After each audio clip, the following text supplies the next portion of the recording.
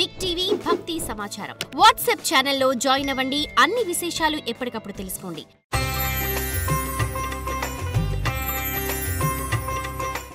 అందరికీ నమస్కారం. గ్రామ దేవతల గురించి చాలా విశేషమైనటువంటి విధానాలు మన పూర్వీకులు మనకి ఇచ్చిన సనాతన ధర్మ పరిరక్షణలో గ్రామ దేవతల యొక్క పాత్ర చాలా ప్రాముఖ్యత సంతరించుకుంటూ ఉంటుంది. నాటి కాలంలో నేటి వరకు కూడా గ్రామాలలో ఉన్నటువంటి గ్రామ దేవతను మనం ఆరాధించడానికి ఎప్పుడో మనకు తీరిక సమయమే మనకు కుదురుతూ ఉంది. అది కాదు కావాల్సింది. గ్రామ దేవతను ఎప్పుడూ మనం విస్మరించకూడదండి. ఎక్కడ పుట్టామో, ఎక్కడ పెరిగామో, ఎక్కడికైతే మనం చేరుకుంటామో ఆ పుడమి తల్లి గర్భాన చెంత ఉన్నటువంటి ఆ గ్రామదేవత మనకు ఎన్నో సమస్యలకు పరిష్కార మార్గంగా ఉంటుంది. నాటి కాలంలో సనాతన ధర్మంలో చెప్పారండి, మొట్టమొదటి ఆది ధర్మం నుంచి కూడా ఎప్పుడూ కూడా గ్రామదేవతలను ఆరాధించేవారు. తర్వాత మనం చాలా ప్రయాణాలు మారిపోతూ వస్తున్నాం. అలాగే వీటన్నింటిలో కొన్ని గ్రామదేవతా శక్తుల్లో ఉన్నటువంటి రహస్యాలే నేను మీకు తెలియజేస్తున్నాను.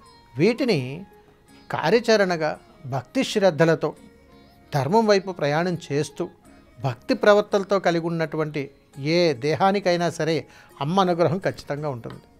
అందుకని ఇక్కడ పోలేరమ్మ అమ్మవారి యొక్క అనుగ్రహంలో ఒక విభిన్నమైనటువంటి విధానాలు ఉన్నాయి. పోలేరమ్మ అమ్మవారి యొక్క అనుగ్రహం ఎప్పుడూ కూడా గుర్తుపెట్టుకోండి. గృహములో మనము నిత్యము ధనాన్ని సంపాదిస్తూ ఉంటాం, కానీ అస్తవ్యస్తంగా ఖర్చులైపోతూ ఉంటాయి. భార్యాభర్తలు, పిల్లలు అందరూ సంపాదిస్తూ ఉంటారు, కానీ ధనం అనేటువంటిది సంబంధం లేనటువంటి విషయాలకు ఖర్చులైపోతూ ఉంటాయి.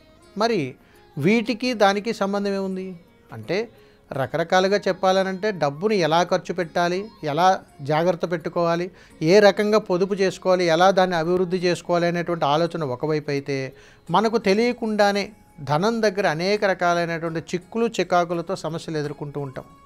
మరి అలాంటప్పుడు ఏదైనా ధర్మబద్ధమైనటువంటి ధర్మకార్యం ఏదైనా ఉన్నదా అని అడిగితే, గ్రామాలలో ఊరవతలు ఉన్నటువంటి అమ్మవారు పోలేరమ్మ అమ్మవారు. ఈ పోలేరమ్మ అమ్మవారిని కుటుంబ సమేతంగా క్రమం తప్పకుండా నెలకు ఒక్కసారైనా సరే మీకు అవకాశాన్ని బట్టి కుటుంబ సమేతంగా 3 ఉన్నా 4 ఉన్నా 5 ఉన్నా కుటుంబ సమేతంగా ఎప్పుడైనా సరే సందర్శించి ఆ దేవాలయ ప్రాంగణంలోనే మీకు అవకాశం ఉన్నంత వరకు ఏదైనా పొంగలిని లేదా ఒక తీపి పదార్థాన్ని సిద్ధం చేసి అక్కడ అమ్మవారికి బాదమాకులు ఏదన్నా దొరికితే బాదం ఆకులు సంపాదించుకొని ఆ బాదమాకులో ఈ నైవేద్యాన్ని పెట్టి అమ్మవారికి నివేదనగా పెట్టేటువంటి ప్రయత్నం చేయండి.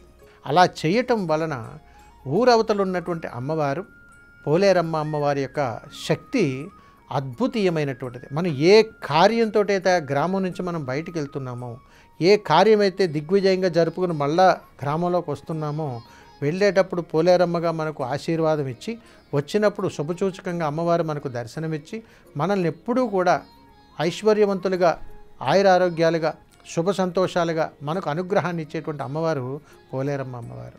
కాబట్టి మీరు ఏ గ్రామంలో ఉన్నా, ఎక్కడ ఉన్నా, మీ ఊర్లో ఈ యొక్క దేవతకు కానీ నమస్కారం చేసుకుని ఆ విధంగా కానీ మీరు ప్రయాణం కానీ చేస్తే ఖచ్చితంగా తల్లి యొక్క అనుగ్రహంతో చక్కటి ఫలితాలు పొందేటువంటి అవకాశాలు ఉంటాయి. సర్వే జనా సుఖినో భవంతు. శుభం. నమస్కారం.